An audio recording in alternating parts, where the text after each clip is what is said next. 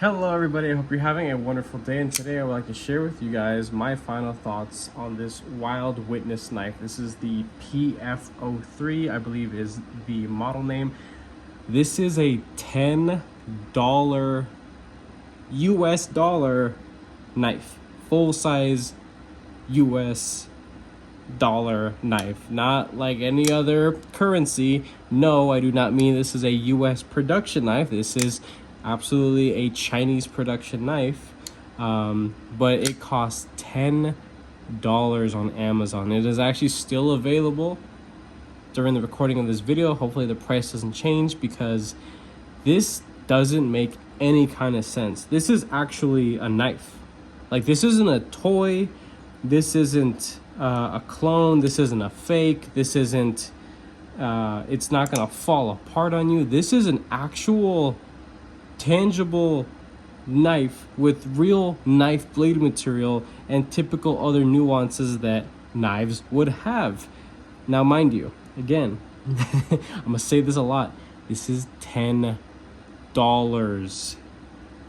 So with that in mind, I'm gonna continue with my typical, we'll take the weight, 6 size comparisons, some ranting, some bullshitting. But yeah, I've actually had a pretty good time with this. And let me see if I can front flip this real quick. Yeah, you can do that. You can do that with this. I didn't think you could. Washers within the pivot, Foster Bronze washers, 9CR, 13 MOV blade material. So not great edge retention or really any other properties, but it's not a melted down aluminum can, which is typically common with gas station knives and things that we would think would be at the price of $10. You can't find gas station knives for $10, and this is an actual freaking knife right here. Now, this blade profile, of course, very utilitarian, very standard, nothing really fancy about it. It's all pretty plain Jane and simple. The handle itself, it's quite simple as well. Instead of using like FRN or something cheapy, they're actually using G10 that has a wonderful texture that is extremely consistent all throughout. There's a peel ply texture. It's not super aggressive. I would say it's medium traction. The pocket clip in and out of the pocket is freaking great. You cannot reverse it. T6 all over the freaking place, kind of annoying, but at least the depth of the hardware is decent enough. The proprietary pivot, I had tried a multitude of different tools to get it apart. I was finally able to take it apart. I even have a YouTube short showing this thing taken apart, so you guys can see the insides of this thing, and it is quite impressive what's on the inside as well. As I mentioned before, Foster Bronze washers, so the action is going to be not as drop shutty, but it is smoothened out over time with basic maintenance and care. In between the weeks of use that I've had this, I've taken it apart, cleaned it out, lightly polished on a strop the Foster Bronze washers, reassembled with some KPL heavy, and this thing is good to go. A little bit of tuning to make sure that there's not a whole lot of side to side. Majority of washer knives will have the tiniest bit of side to side if you ever want to comfortably flick them just like that. And believe it or not, this has solid up and down lock, which is just insane to me. It doesn't make any sense. This is a $10 freaking item, and it actually serves a purpose that's not going to fall apart on you and disintegrate the first time of you using it. So there's definitely a lot of good here. Before I get too far into it, 4.7. A lot of people may like the extra heftiness in hand. Me in particular, I understand that more time in machining means, you know, the cost would go up.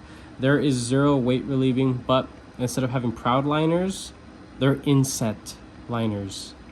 At $10, they have inset liners into G10. Now, the tolerances between the steel liners and the G10 is very loosey-goosey, but once you have all the hardware set up and everything, and you tune everything the way you would do any other knife at any other price range, you'd never notice. So let's do some size comparison. Start with some larger ones. We have the Spyderco Manix 2 Lightweight, full tie MSI with original goat scales. Just look at how beautiful that is. It's freaking sick. It was about the same length overall as the Manix 2, maybe a tad bit longer, not by much. Let's do some medium carry. CMB Made Knives Predator. Vision FG.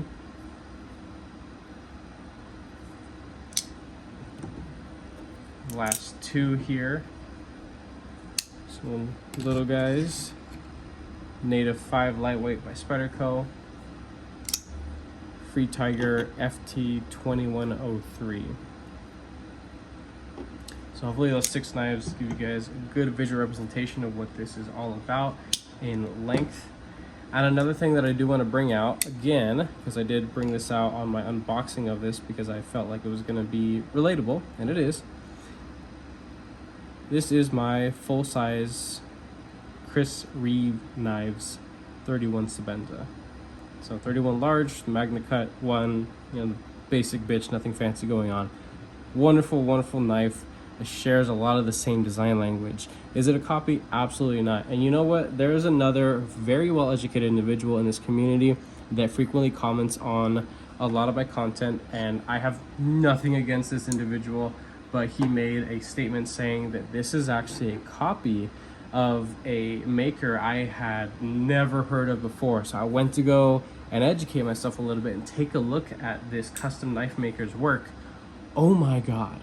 This dude makes some beautiful, beautiful knives, but most of what he does, if not all of what he does, is very, very expensive. I'm talking multi-$1,000, fully handmade, integral knives, but the lines are just pure utilitarian goodness. It is just, oh my God, beautiful stuff. Now, this individual did mention to me that this is just a straight, you know, one-to-one copy essentially, and that it's just a copy, it's just a clone. Realistically, it's not, because this is $10. This isn't taking even, you know, a tenth, even the tiniest fraction that could be summed up of what that guy actually makes on just one of his sales, of one knife that he can produce. I don't know how this is brought down to such a cheap price using legitimate materials that are commonly used within the hobby and have been for many years now. But it is something that I do believe is worth mentioning, that while this is a very simple profile, there are little things here and there that I can absolutely agree are influences. I'm not saying stolen design, I will refer to it as influences. The blade shape, right? But anybody could say this is Chris Reeve, just average utilitarian drop point with a flat hollow ground and, you know, single-sided stud, right? There are a lot of other things that have that same profile.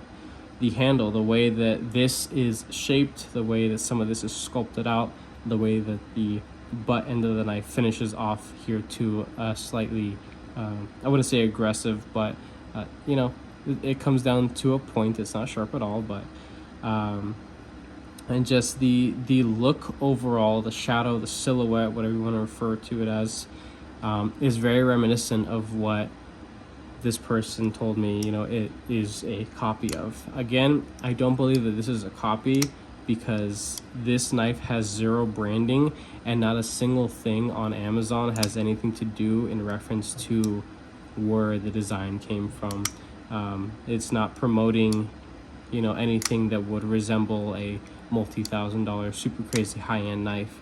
This is just knife as it could possibly get. And what's crazy is that after working on this thing for a little bit, putting some care and love into it by making sure to you know, polish up the washers, and the washers in here, the quality was absolute freaking garbage, but what are you gonna expect at this price point?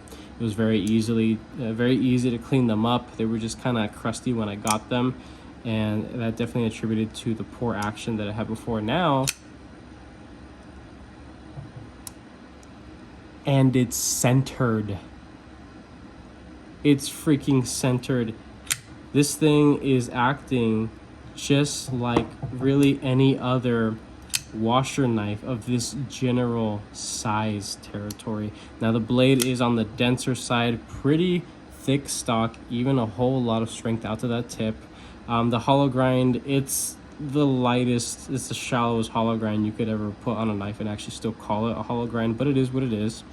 The plunge grind itself, you can see the execution, it really could have been pushed back a little further, but that's not super crazy. I have a 18-degree edge on here. It's a high polish edge, which is a horrible idea to have on this blade material. After I use up this edge and beat it up, I'm gonna go ahead and put a coarse 400 grit edge on here, and I think it'll be just fine. So you could see that after sharpening it, reprofiling, so this has been reprofiled once, sharpened twice, and you can see that there is definitely a smile there and a smile on this side as well. It's very subtle, but if that really bugged me, I actually have plenty of room to remove some material right there to help with the edge termination. Just, it's a visual thing, that's all it is. I'm not losing any significant usable blade there. I could Dremel that out if I want to, because the stop pin is right there, located in a standard position for average stop pins. Lands and hits, makes contact. There's a little line right there that you can see where it makes contact. So basically everything up there is free game. I could remove that, push it back as far as I want to, if I want to, and you can if you'd like to as well.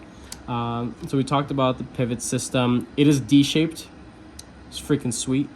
So D-shaped pivot.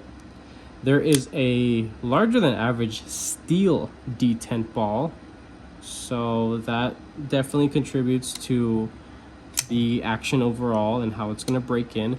The steel detent ball will eventually develop a flat spot that may or may not help the action overall, but I'm not expecting this thing to be an action champion by any means. This is as knife tool as it possibly can get for the lowest dollar. You can't even get anything like this at Harbor Freight or Walmart. You might be able to find something just like this on Alibaba or Wish or something. I haven't bought anything. I've never bought anything off of Alibaba or Temu. I used to buy stuff from Wish, but that was like 8-9 years ago. But I never bought any knife stuff, so I don't even know what's available on there nowadays. For all I know, you could buy your groceries off these websites, but with free listeria and things like that, which is awesome. So talking about everything else, essentially the lockup, again, steel liners, zero weight relieving. You can see the access to that liner. It is just super comfortable, plenty of access. The teeth, the jimping, the traction that's on here, it is very aggressive, but it is well machined. All the little teeth for traction are all the same, are very consistent. There was no like little bit of leftover material from machining. These liners were actually polished on the inside, like to damn near a mirror polish on the inside. You can see right there, that's my finger through, and you can see the reflection of my fingers in the liners on the inside. A little bit weird to see it, but that's my reflection in the liners. So yeah, that's kind of weird. They polished the liners on a piece that you would never really see and most people don't really care about. So that's kind of cool. Lanyard hole there. The G10 is very clean. It didn't come with any like little fuzzy pieces or machine leftovers of G10 if it's poorly machined. And you know what's sad is that I've actually seen that on knives that are in the past $100 price range. It's rare, it absolutely is rare, but I have seen it before. So there's that. Talking about the strength of the detent, I have tuned this to be a lot lighter so that I could comfortably flick it a whole lot more, so that I can fidget with it and have a good time with it, just because that's what I want out of this knife. I want to be able to fidget with it in between the times that I actually use it. The lockup is solid, as I mentioned before. Having that steel detent ball, again, comfortable on the disengagement. There is plenty of here to enjoy, absolutely. The pocket clip, while it is definitely on the awkward looking side, it's functionality first, visual appeal. It's almost not even a concept. But this is really just full utilitarian. And earlier when I front flipped it, there is some jimping here. It's most likely not intended for that. There's like basically no reason why anybody would be front flipping this, you know, daily. Because I mean, you could, I guess, thumb roll it over if you really wanted to, but it's hard to get it. It's definitely easier to just like pop it. And as long as this thing is well broken in, the detent is on the lighter side, and you know, again, you've broken it in long enough, you can pretty close to reliably front flip that with the tiniest bit of risk. But even still now, mainly because I'm under the camera and kind of at a weird angle, I still have trouble locking it up solidly. Going back to the detent, there is a good bit of detent lash right there, and you kind of feel it the microsecond before you actually go to push off the stud and disengage. We could talk about the stud. It is one-sided. There's a T6 there to remove. It is very easy to remove. It is textured and it has these little ridges right there. It's a wonderful wonderful execution of a single-sided stud. Very reliable, plenty of traction, not unnecessarily aggressive. I think it's just absolutely wonderful. There really isn't a whole lot more to talk about here. Do I think that this is a good knife? Yeah, this is a really good freaking knife for $10. You can't find anything else this size with this material for $10 at this moment in time. And maybe there will be something in the future and people will look back and be like, yeah, actually there's this other knife that has, you know, steel this or titanium or aluminum that for, you know, around the same price. That's great. That just means that the community has progressed that far to be able to produce things at such a low and affordable price. But as of right now, this is probably the king of affordable full-size knives. And the most important part is that it has real blade material. The lockup is freaking sweet. It has a pocket clip that's fully functional. It has plenty of grip. It's not weird. It's not trying to be something else. It's not trying to promote anything. There is zero branding on this. There isn't even a blade steel stamp on this. And that may bring up some questioning whether or not it is 9CR13 MOV. But realistically, do you honestly think that anybody out there is trying to fake 9CR13 MOV? I don't think so. If they told me this was D2, I would be just ecstatic about it. Not even D2 could be brought to this price point.